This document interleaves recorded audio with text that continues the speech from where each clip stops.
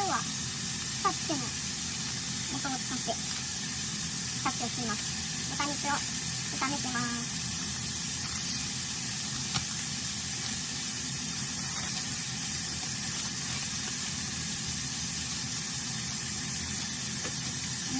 お水150。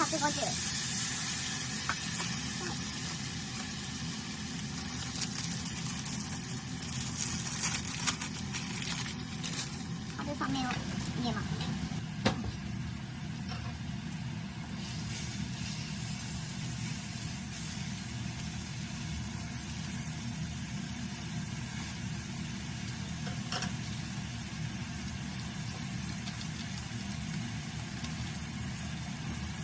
野菜入り調味料。これは簡単です。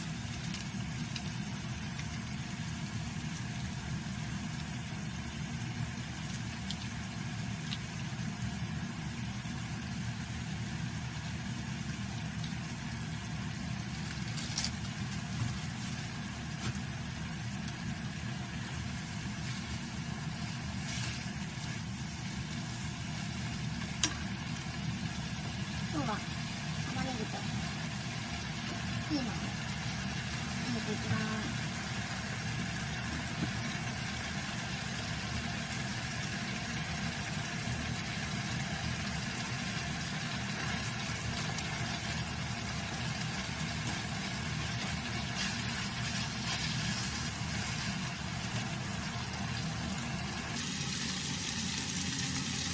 水分がなくなったらごま油を